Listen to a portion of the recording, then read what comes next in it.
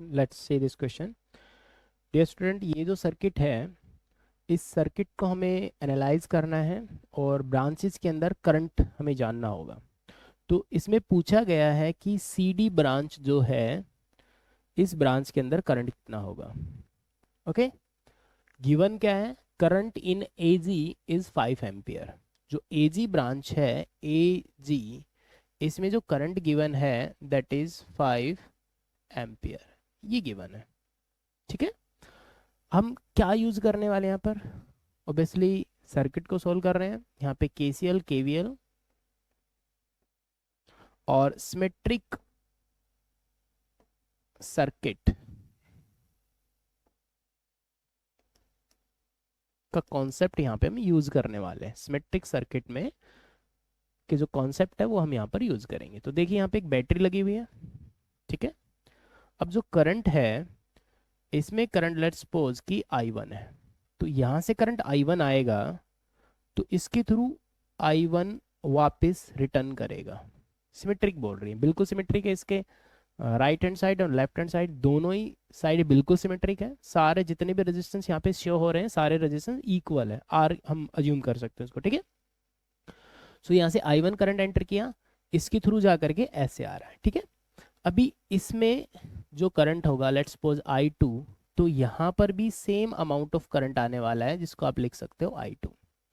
यहाँ पे I3 मैंने अज्यूम किया, I3 की वैल्यू कितनी है, 5 एम्पियर। तो यहाँ पे सिमेट्री के अकॉर्डिंग यहाँ पे बोल सकते हो, यहाँ पे जो वापस रिटर्न जाएगा वो I3 ही जाएगा। अब पॉइंट ये है कि I1 यहाँ से एंटर हो रहा, I2 यहाँ, I1 ही यहाँ से वापस जा रहा, तो मीन्स इसका करंट इसके साथ इंटरफेयर करके चेंज नहीं हुआ। तो सिमेट्रिक के रूल के अकॉर्डिंग मैं इसको सेपरेट कर सकता हूँ ऐसे। ठीक है, मतलब इसके साथ जो कनेक्शन है उसको मैं डिटैच करके मैं इस सर्किट को ऐसा बना सकता हूँ। ऐसा करने से क्वेश्चन में कोई भी बदलाव नहीं आएंगे, आंसर नहीं बदलने वाला। कोई भी एनालिसिस कर लो, करंट से रिलेटेड, पोटेंशियल से रिलेटेड, सब कुछ सेम रहने वाला है।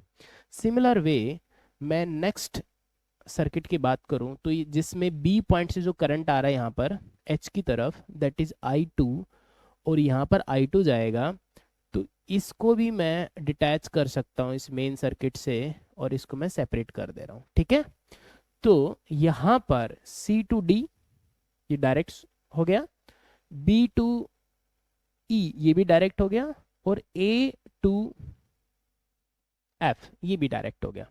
तो अब इस सर्किट का मैं नया रूप दूंगा, मतलब न्यू शेप के अंदर मैं बना रहा हूं सेम सर्किट को। आप उसको समझिए कैसे।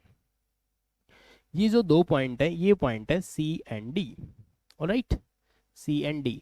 अब ये जो B to C और A to B, ये जो रेजिस्टेंस है मैं इनको वर्टिकल कर दे रहा हूं। मीन्स कुछ ऐसा दिखा रहा हूं, C के जस्ट ऊपर पॉइंट क्या आ गया, B, और B के ऊपर पॉइंट क्या आएगा, A। तो यहाँ पे एक और रेजिस्टेंस, ये पॉइंट हो गया A। सिमिलर वे जो D पॉइंट है, D के अबव आएगा E, ऐसे आप सोच सकते हो, और E के अबव आएगा F,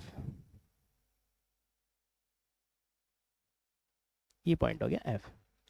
अब C to D, R तो है ही, एडिशनल रेजिस्टेंस क्या आएगा उसके बारे में हम बात करेंगे अभी।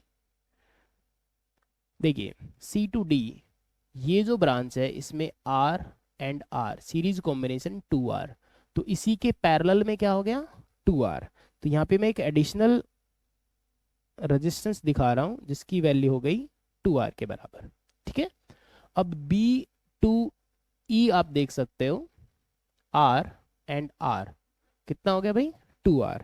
B to E यहाँ पे कितना आएगा, 2R।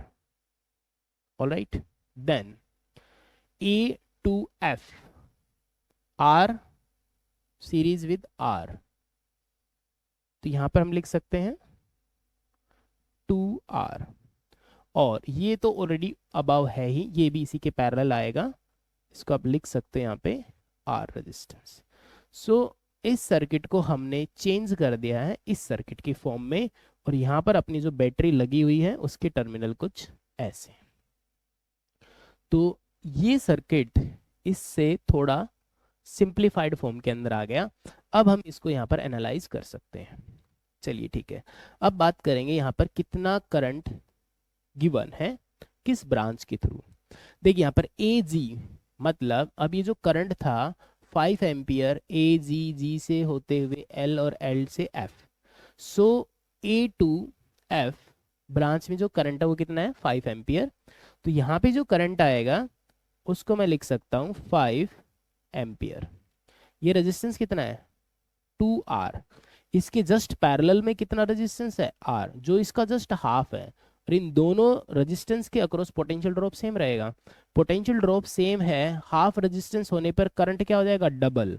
तो ये 5 एम्पियर है तो ऊपर कितना आने वाला है 10 एम्पियर। क्लियर है।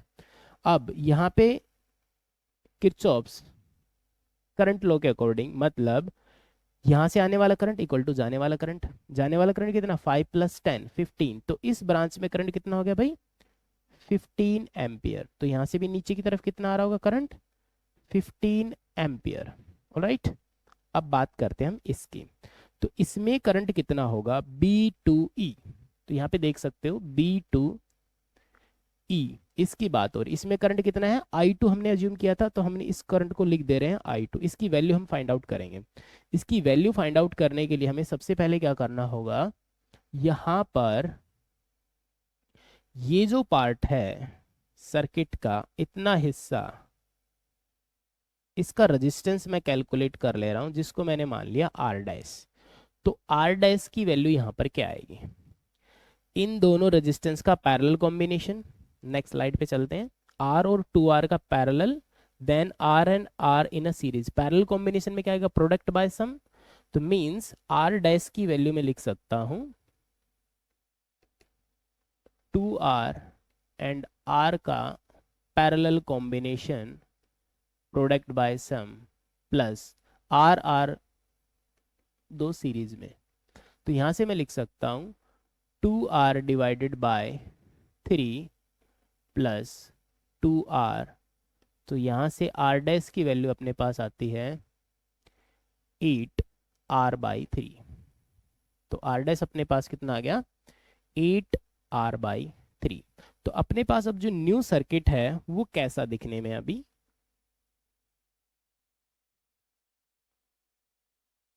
R डैश सर्किट पे चलते हैं। ये कितना हो गया R डैश, यहां पर कितना है 2R,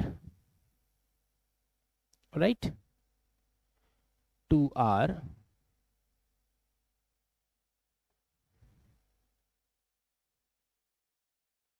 नीचे RR 2RR 2RR, यहाँ पे 2R और यहाँ पे R, और यहाँ पे मेन बैटरी है ये। ऑलराइट, पॉइंट्स की बात करें C D resistance R B E point B point E। ठीक है, चलिए अब करंट की बात करते हैं। इसमें करंट कितना फ्लो कर रहा था,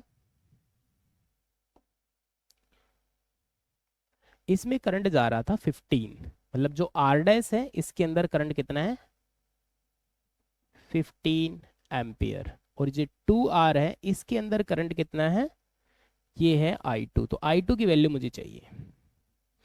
R डैश की वैल्यू ये है। तो यहाँ पे R डैश और 2R ये दोनों क्या पैरेलल कॉम्बिनेशन। जब ये पैरेलल कॉम्बिनेशन है तो इट मीन्स दोनों का क्रॉस पोटेंशियल बराबर होगा। तो यहाँ से मैं क्या लिख सकता हूँ, पोटेंशियल बराबर है, so 15 into R dash equals to I2 into 2R। यहाँ पे मैं R डैश की वैल्यू पुट करूँगा तो मुझे मिलने वाला है 15 into 8R/3 equals to 2R into I2।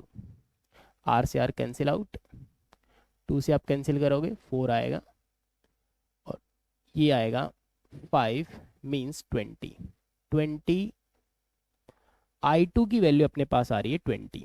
अब इससे जो न्यू सर्किट बनेगा R डैश और 2R का पैरेलल कॉम्बिनेशन, तो उसको आप क्या लिख सकते हो, इसको मैं मान रहा हूँ R डबल डैश। किसको मानेंगे R डबल डैश, यहाँ पे मैं हाईलाइट कर दे रहा हूँ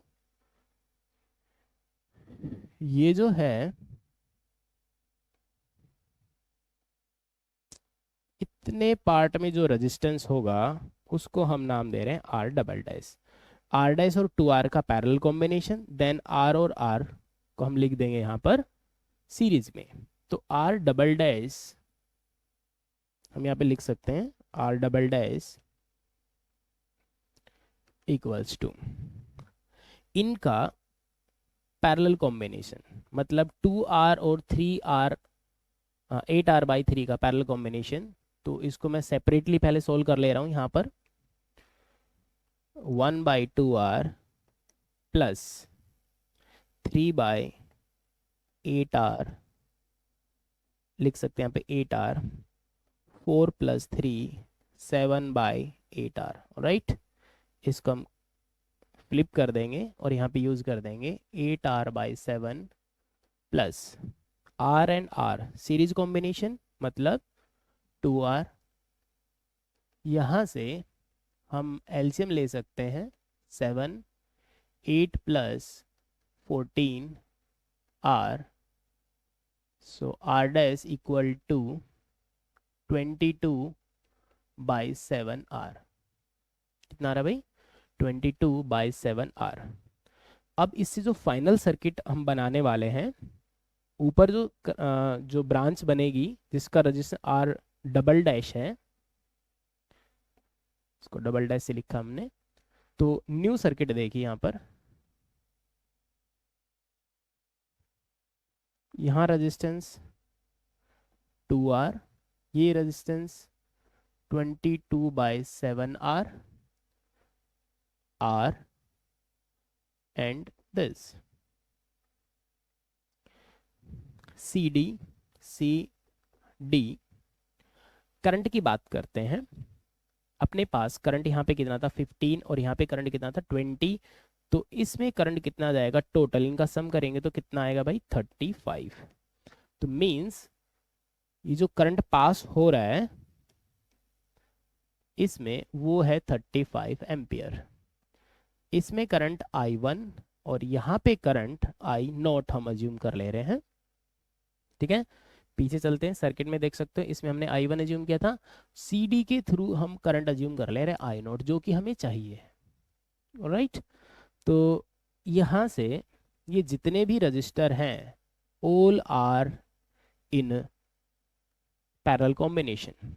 तो पैरेलल कॉम्बिनेशन में इनका पोटेंशियल बराबर होगा। जब पोटेंशियल बराबर है तो मैं लिख सकता हूँ resistance multiplied with the current, इनका प्रोडक्ट सेम आएगा। Means 35 multiplied with 22/7r equals to I0 into R, ठीक है। 7 से हम कैंसिल आउट कर सकते हैं इसको, 5 5 से मल्टीप्लाई करेंगे 22 को, 110 r equals to I0 into R, R cancel out, so I0 equals to 110 ampere. तो यहां से आंसर आ गया अपने पास। जो CD है इस डायग्राम में उसके थ्रू करंट कितना पास हो रहा है, C/D यहाँ पे करंट होगा 110 एम्पियर। सो अपना जो करेक्ट आंसर है वो है C। ये इस क्वेश्चन का सॉल्यूशन हो गया, देख सकते हो आप यहाँ पे फाइनल आंसर है।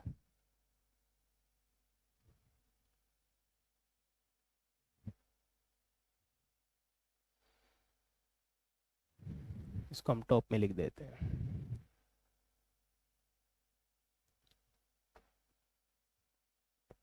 110 एम्पियर।